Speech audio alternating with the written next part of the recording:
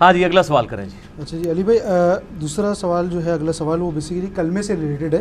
جیسے ہمیں پتہ ہے کہ ہمارا کلمہ تو ہے لا الہ الا اللہ محمد رسول اللہ. اچھا اس پہ جو ہے مجھے یہ بتائیں کہ شیعوں پہ بیسیکلی اب یہ بھی کنفرم کریں کہ یہ ان پہ ایک بیسیکلی الزام ہے یا وہ ہے کہ انہوں نے کلمے میں اضافہ کیا ہے. ایک تو سب سے پہلے کیا ہے کہ بات صحیح ہے، دوسرا یہ کہ کیا انہوں نے کیا اضافہ کیا ہے، ایک تو یہ ہو گیا. اچھا اسی طرح جو ہے بریلویوں نے آپ کو پتہ ہے کہ کچھ اذان کے سے پہلے صلاۃ والسلام اور وہ اس کو اسپیکر پہ کرتے ہیں، بیسیکلی اسپیکر کے اندر اس کو کرتے ہیں. تو اس سے یہ لگتا ہے کہ وہ ایک اذان کا پارٹ ہے. فار ایگزامپل اگر کوئی غیر مسلم اگر یہ سنے تو اس کو وہ تو سمجھے گا، وہ تو یہی سمجھے گا کہ بھائی اذان کا پارٹ ہے. تو اس کے بارے میں ہاں جی اس میں میرا موقف یہ ہے میرے بھائیوں کے، پہلی بات تو یہ ہے کہ یہ جو اضافہ ہے یہ سب نہیں کیا ہوا ہے. دین میں جو اچھی چیز کا اضافہ ہے وہ تو نہ کفر ہے نہ شرک ہے، زیادہ سے زیادہ بدعت ہے. اذان کے ساتھ درود کا جو اضافہ انہوں نے کیا ہے وہ کہتے ہیں جی ہم پہلے درود پڑھتے ہیں پھر وقفہ کرتے ہیں پھر اذان دیتے ہیں. اضافہ نہیں کیا ہوا، تھوڑا سا وقفہ رکھا ہوا ہے لیکن اٹیچ تو اس کو کر دیا نا. مسلم شریف میں حدیث ہے جو اذان کا جواب دے اس کے بعد درود پڑھے اور الوسیلہ والی دعا اللہ سے مانگے، میری شفاعت اس کے لیے حلال ہو جائے گی. بعد میں تو درود ضرور پڑھے، ٹھیک ہے جی.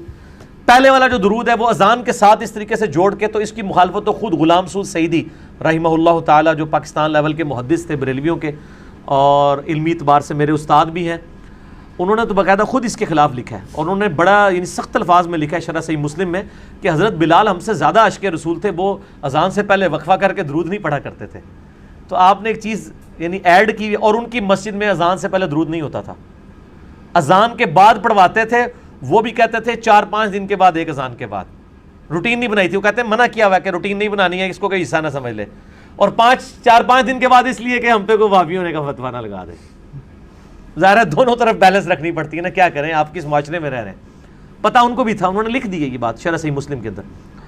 تو اسی طریقے سے جو کلمہ ہے، کلمہ تو شیعہ سنی کا ایک ہی ہے، اشہد ان لا الہ الا اللہ وحدہ لا شریک لہ واشہد ان محمدا عبدہ ورسولہ، یا اشہد ان لا الہ الا اللہ واشہد ان محمدا عبدہ ورسولہ، یا لا الہ الا اللہ محمد رسول اللہ. 6 کلموں کے اوپر بھی میرا کلپ ہے، 4 کلمے ثابت ہیں پہلے اذکار کے طور پہ.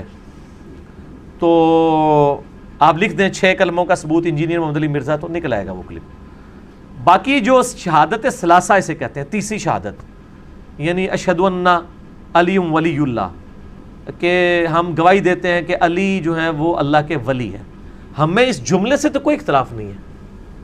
میں بھی گواہی دیتا ہوں کہ علی بھی اللہ کے ولی ہیں، ابو بکر بھی اللہ کے ولی ہیں، عمر بھی اللہ کے ولی ہیں، عثمان بھی اللہ کے ولی ہیں رضی اللہ عنہم اجمعین وعلیہم السلام اجمعین.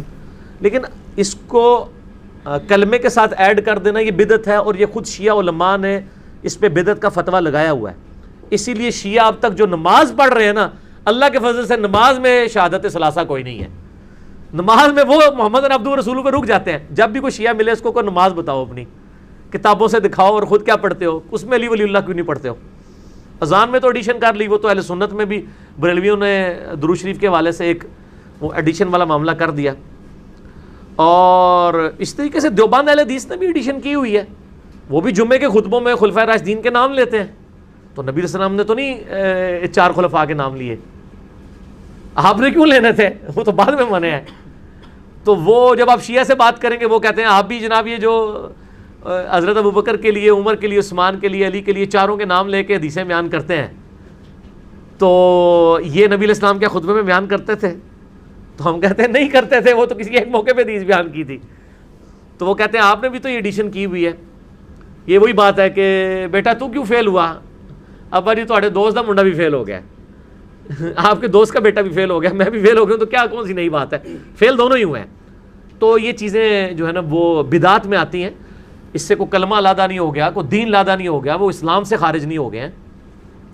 ورنہ تو میں نے آپ کو بتایا وہ تو علی ولی اللہ کہہ رہے ہیں، اگر وہ علی رسول اللہ کہہ دیں تو ٹھیک ہے، آپ دین سے نکال دیں. 71B میرا مسئلہ ہے، انڈیا اور پاکستان کے بزرگوں کی 19 گستاخانہ عبارات کا تحقیقی جائزہ، اس میں آپ کو پتہ چل جائے گا یہ کلموں والے مسئلے کس کس نے کیے ہوئے ہیں. ٹھیک ہو گئے.